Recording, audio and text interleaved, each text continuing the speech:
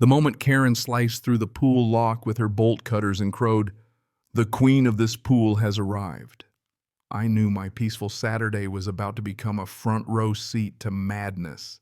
Her son, shirtless, cocky, already waving a beer like a championship trophy, shoved past her and cannonballed into the closed community pool with such force he set off a car alarm somewhere down the block.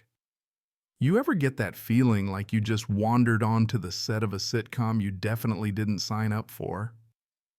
Yeah, that was me. Halfway through my first coffee on the porch, watching the chaos unfold with this surreal sense that maybe, just maybe, I should have paid more attention to the fine print about community living. But honestly, the noise wasn't the worst part. It was the mob of guests pouring in after them, friends, randos, some guy dragging a DJ speaker, marching in with snacks and party hats, and a complete disregard for the very rules Karen herself loved to recite at every HOA meeting. That's when I spotted my honey water sitting on the kitchen counter, just waiting to be poured into my tomato beds. And something in me clicked. If they were bringing chaos, maybe I'd bring a little nature into their party. 6 months before I bought this place for the peace and the quiet, the clear skies, the way the pool sparkled behind my back fence, the promise of a neighborhood where people minded their own business. The HOA seemed strict but manageable, and Karen had even seemed polite when she introduced herself as president, all visor and clipboard like some substitute teacher who never quite let go of the whistle. No way did I suspect she'd be the reason I'd someday Google can hornets be classified as party crashers. The pool was closed for maintenance and everyone knew it. Chemical cleaning after some toddler's swim diaper debacle, a big ugly sign about reopening only after inspection, and a fancy new digital lock I'd helped set up as part of the HOA's tech subcommittee. Small gig, mostly updating Wi-Fi, but it gave me admin access to the lock system. Karen, for all her bluster, didn't have it. Didn't stop her from marching in with all the drama of a soap opera villain. That morning had started just like any other, me out in the yard with my tomatoes mixing honey water for the bees. Nothing more threatening than a squirt bottle and a sun hat. But then I heard the metallic clink of a lock being hacked apart, and there was Karen in her leopard print cover-up sunglasses the size of salad plates, sawing through the gate like she was breaking into Fort Knox.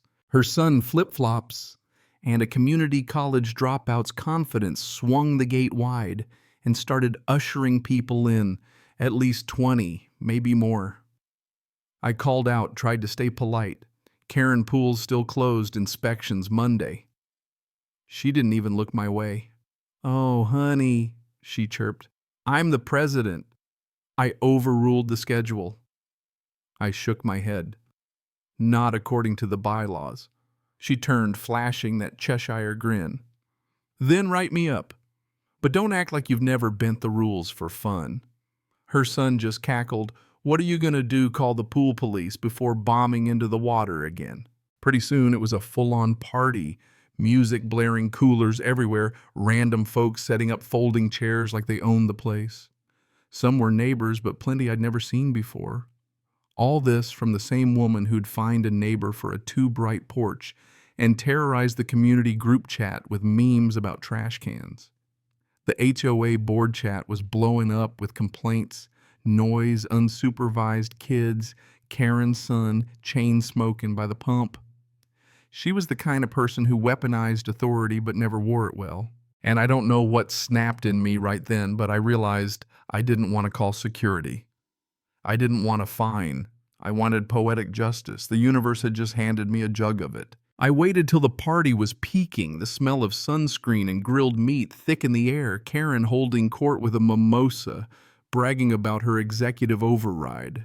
That's when I slipped into my garage, pulled on gloves and boots, poured the honey water into a smaller jug, and circled behind the pool fence to the alley where the drain system ran. I poured the sweet stuff straight into the drain, then drizzled some under the fence and on a floaty at the edge. Let the summer heat do the rest. Minutes later, the first yellow jackets buzzed in, then bees, then wasps first, just hovering, then swarming. It was slow at first, someone waving a towel at a couple bees, but when a girl screamed she'd been stung, that party went from pool day to Wild Kingdom in a heartbeat. People ran, slipped, hollered. A guy dropped a Bluetooth speaker in the deep end. Karen was flailing around like she was fighting invisible ninjas. Her son tried to hide behind a pizza-shaped floaty and tripped over a cooler, howling like he'd seen Judgment Day. I stood on my porch, new coffee in hand, sunglasses hiding my grin while the stereo kept blasting summer pop songs to an audience of no one. Someone yelled for an EpiPen. A couple folks tried jumping the fence, one got stuck. One dove straight into a bush. Karen was cowering behind a lawn chair, shrieking, "Why are they attacking?" like she was the victim of some divine prank. It was honestly beautiful. Justice delivered by 1,000 tiny wings. Next morning, the pool looked like a war zone. Floaties, abandoned cans, bobbing the speaker dead at the bottom, and a single towel, Karen's halfway in the gutter. Her rule-breaking bash was a humiliating memory, and I'm not ashamed to say I watched the cleanup with a cup of victory coffee.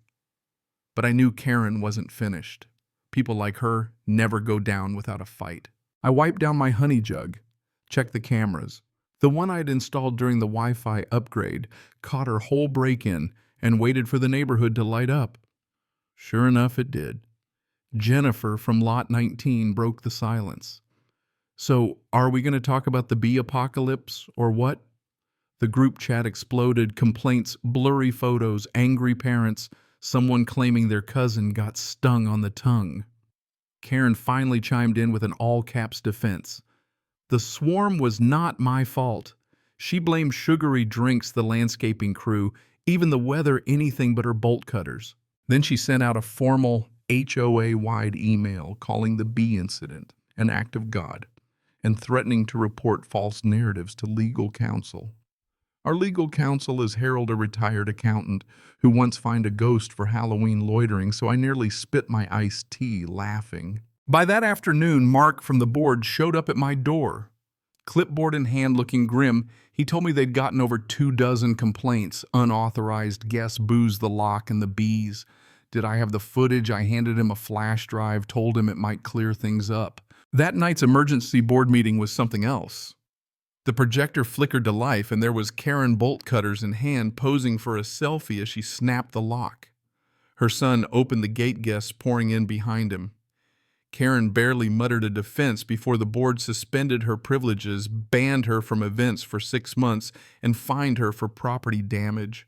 Her son went viral for bee terrorism. The memes, Swarmageddon survivor, bee leave me alone, were everywhere.